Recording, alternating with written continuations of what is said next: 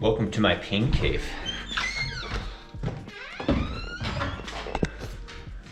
I gotta replace this NordicTrack belt.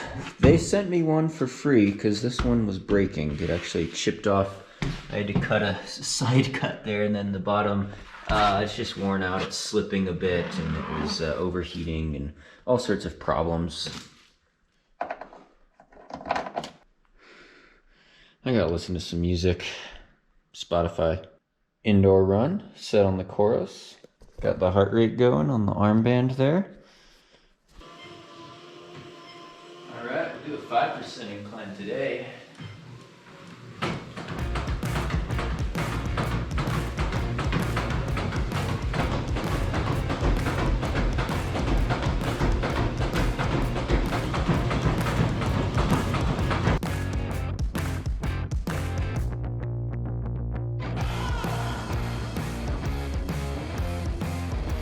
All right, finishing up there on the treadmill, the dreadmill. 45 minutes, easy zone 2 climbing. Put it on STRAVA.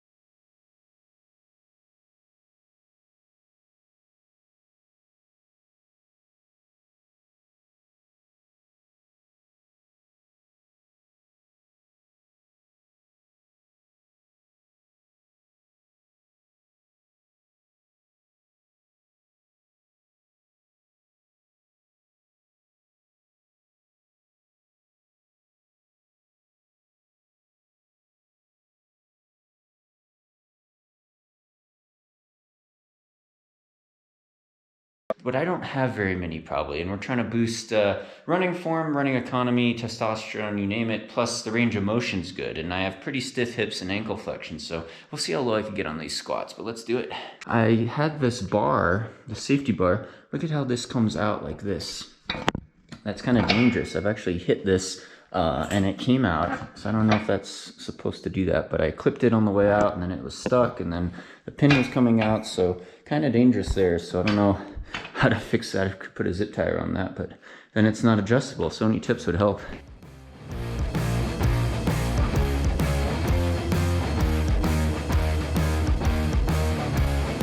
All right, little warm-up set there at 155. I don't know how low I was going. I gotta use these blocks because my ankle flexion's so bad. Plus the garage slopes uphill a little anyway, so it's like decline. Gotta level that out.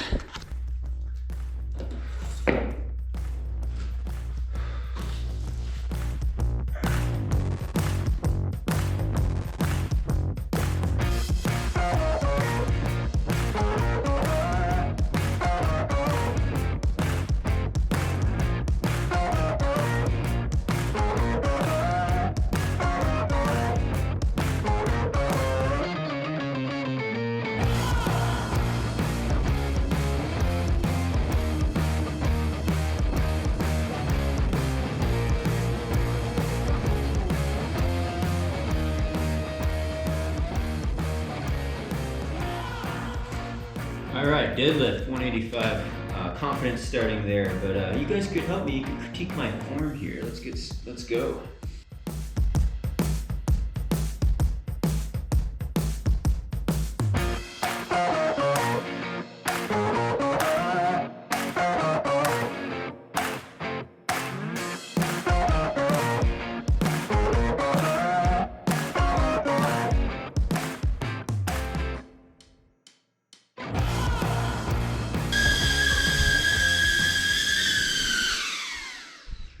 Cool hover drone. Check it out.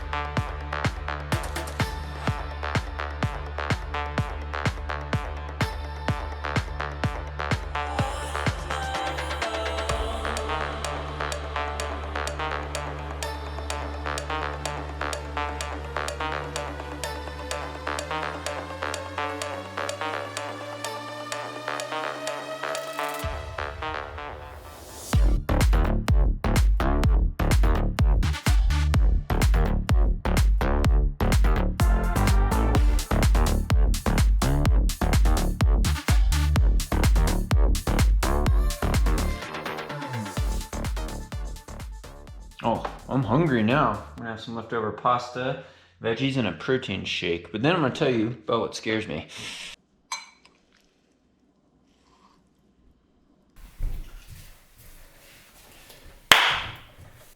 All right, so what really scares me is my next race, and it's not a running race, spoiler alert there. It's a skimo race, ski mountaineering, I guess we could call it that. I don't know what else to call it. It's not like Pyramenta, which is just finished up in Europe. Ski mountaineering in Europe, those skimo races are crazy technical. This one is not technical, even as far as US races go, and there's not very many. You gotta go to the Rockies or be in the mountains, maybe some Northeast stuff.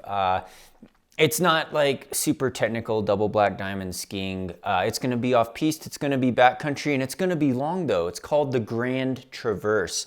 And if the course goes as planned in 2 weeks, which it is in 2 weeks, at the end of March, we're gonna go from Crested Butte, ski resort in Crested Butte, local, it's only about an hour and a half away from here, the start, at midnight, Crested Butte to Aspen, backcountry line, uncontrolled, somewhat maybe avalanche terrain, and that's probably what scares me the most. But what also scares the crap out of me is that, it's not a running ultramarathon. It's about 38, 40 miles. I'll put that in kilometers there, 7,000 feet of climbing, high altitude, which I'm used to, but we're gonna be on snow. It's gonna start at midnight. We're going into the night. I'm worried about frostbite, hypothermia, breaking a leg. I've only been skiing for about 3 years, so it's a tall order. It's a tall order to be doing a ski race, and it's the expectations of being competitive kind of go out the window, because the first goal, of course, is to survive. Don't want to fall. There's avalanche danger maybe. If there's severe weather or avalanche danger, they'll reroute the course. But it is backcountry skiing on skinny skis, and I'm lucky I got getting all this gear together. You got to have elaborate gear. You got to have a partner. More on that in a bit, but I got Hagan Ultra 79 skis, lightweight Pure 10 bindings, Scarpa F1 LT boots, lightweight skins. So, most people, the vast majority of people are using tech bindings and skins to do this race. Technically, there's been a couple teams that have done it on cross-country skis because like I said, it's not super steep and technical, only that much climbing over that long of a distance, but at night, variable snow conditions, weather conditions, off-piste, and limited aid stations. You can only have 7 ounces of water at one aid station, and then they let you take more at the other one. They recommend you start with 100 ounces of water or fluid, which is like 3 liters.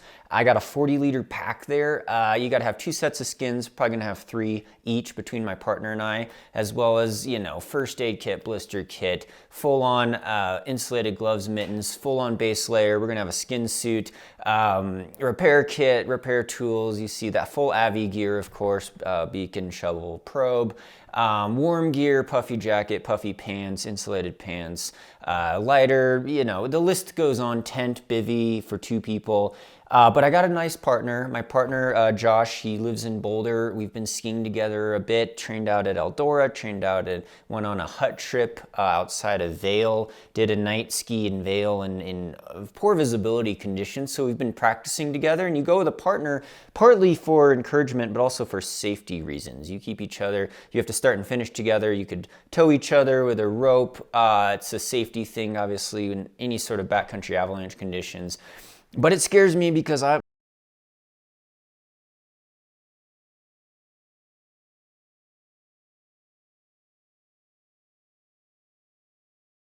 several sub 3 hour, maybe sub 250 marathons. He's got a lot more experience, but we're teaming up for this big race, the Grand Traverse. It's my next race again. And yeah, we'll see how things go. I think it's going to be interesting. It's going to be an adventure. And to close, as Helen Keller once said, life is either a daring adventure or nothing. So, I'm not saying go out there and risk your life or do super risky, crazy things, but for me, pushing my comfort zone, getting out of just ultra running, embracing mountain culture, and I really enjoy skiing. I love skiing. I have a passion for it now, even though I'm not very good, has been really eye-opening, and it's shifted perspectives. And without, taking those risks, there's no opportunity for growth. And as I get older, as I evolve with my running, I'm still got a lot of running races planned this summer, don't worry, mainly mountain stuff. These adventures make life more exciting and provide different perspectives. And I think that's, it's a real privilege. It's a real treat. I've had to travel a lot around the world, but doing these local races, it's just such a cool line. Grand Traverse, they also have a running race and a mountain bike race in the summer on this same line.